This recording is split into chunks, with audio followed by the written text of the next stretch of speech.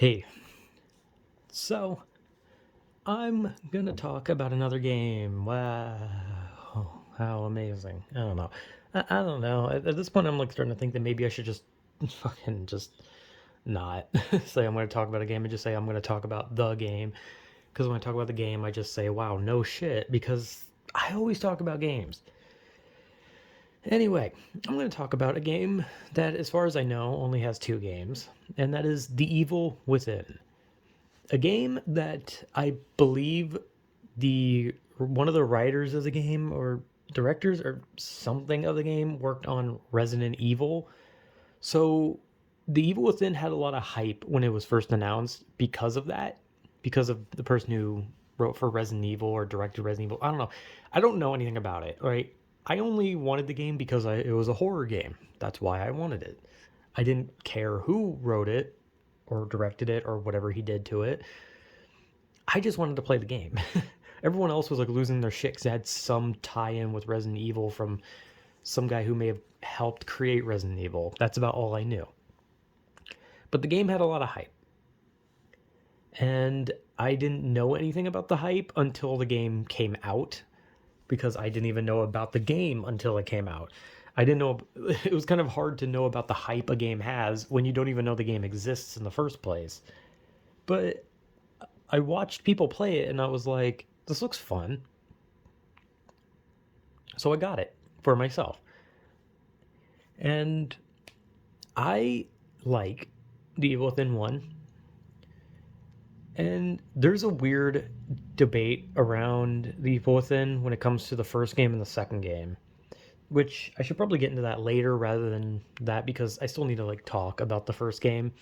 So the first Evil Within is about a detective named Sebastian Castellanos, and he lost his wife and daughter in a house fire, and he became an or like a big alcoholic, and it was like very destructive in his life type alcoholism. And he goes to an abandoned, or not an abandoned asylum, he goes to an asylum where there has been a bunch of murders with his partner, Joseph. I can't remember the character's last name, but yeah, Ida is Joseph Ida or something like that. I think, I can't remember, but I think that's something like that. And with like a newbie rookie detective, Julie Kidman or something like that. Anyway, they go to not an I keep saying abandoned asylum because that's such a stereotypical thing in horror. They go to an asylum that has had like a bunch of murders, and the game like wastes no time. Like as soon as you get to that asylum and you see like the villain in like the camera, you immediately get like stabbed with a needle and like sent to the hell realm basically. So the game like wasted no time. It wasn't just like, oh, you went in deeper into the asylum and you found like monstrosities. No, it was you immediately get captured, and now there's a chainsaw wielding psychopath chasing you down. Right. But the point of the story is them figuring out what the hell's going on and how to get out of there, only to find out that they're all asleep. They're part of some project called the STEM project, which links people's brains together into like one person's mind. And they're inside of the mind of an evil guy who's controlling them all called Ruvik, who's evil, basically. He's evil because his parents locked him away and he loved his sister, and I think the story implied it was incestuous. I don't really know about that. I don't really know if it actually was. I think the game just kind of implied it accidentally. It just kind of felt like that's what they're implying, but I don't think that's what they implied. Anyway, his sister died in a fire. He got burned up, and now he's a psychopath. And they're inside his mind. And the whole point of the story is them trying to get out, and Sebastian does get out.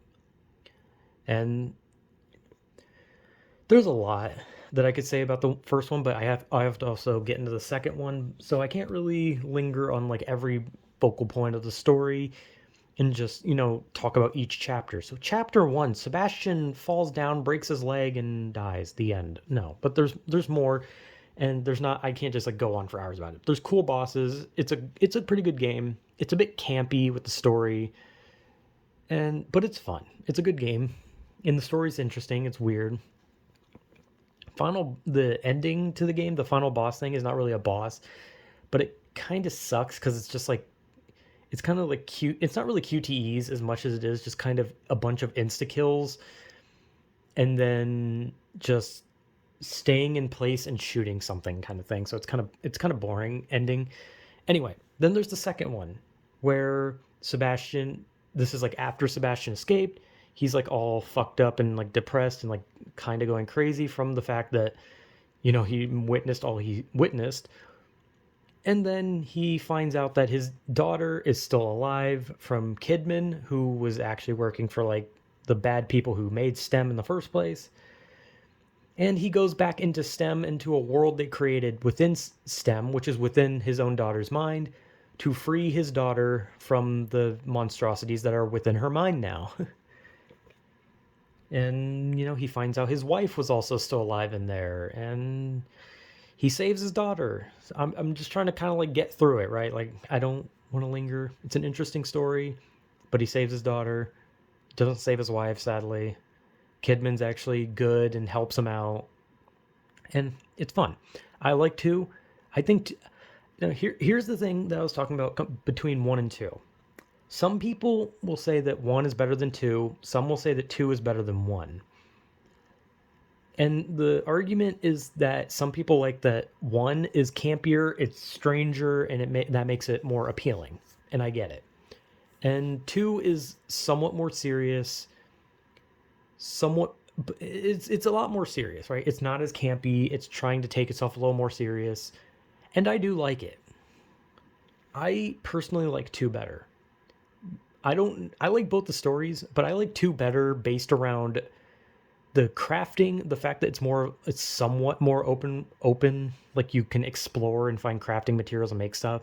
And I like some of the enemies better than I did in the first one. The first one had really good enemies. I do like some of the enemies in the second one.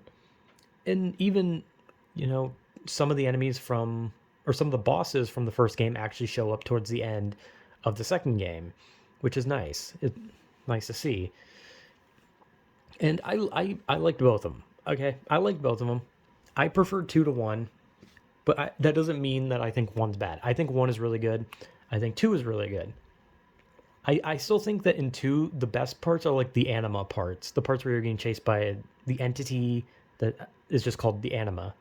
And it's cool. Those parts are cool because they're just stealth. You can't fight. You just got to figure out puzzles and get the hell away, or else you just die. But they're fun. And I think 2 is, I don't know, I think 2 is scarier and it's more serious, which I'm okay with the campy side, but I think the seriousness of 2 kind of fits, while the campiness of 1 also fits that. So I think the stories of each one fit the respective games, which are technically a continuation, but like still, whatever. I think 1's good. I think 2's good. I think I prefer 2 personally. I still think 1's good. And whichever one someone likes more, that's all cool, man. If you like 1 better, that's great. If you like 2 better, that's great. If you don't like either of them, that's great. That's the magic of video games. You can like one game better than the other. You can like neither of them in the end. But yeah, The Evil Within is interesting. I like the idea of connecting people's minds into a singular mind, and that mind has a wider world and you're going through their memories. I like that. I think it's interesting. So The Evil Within 1 and 2, both very good games. I personally enjoy them. And I don't really know if there would be a 3. I guess the way it ended kind of felt like it was like a happy ending, but if it did have a like after credit scene where it showed like STEM rebooting. So if I had to guess, if The Evil Within did continue, it would have nothing to do with Sebastian. I would either think that it will be like Lily when she's grown up and she would be going through something, or you'd be playing as Kidman. That's my prediction if they do make another Evil Within. But hey, we'll just have to wait and see for that. But yeah, I like The Evil Within 1 and 2. I think they're good. I love the monster designs. I love a lot of stuff from the game. So yeah, Evil Within 1 and 2. Very good. Pretty much all of my game things are just in the same. It's just like, this game, very good. Very good. Would play game again. Very good. Anyway, I think they're good games. I just talk about games I like, okay? So, whatever. Yeah, they're fun. So, whatever.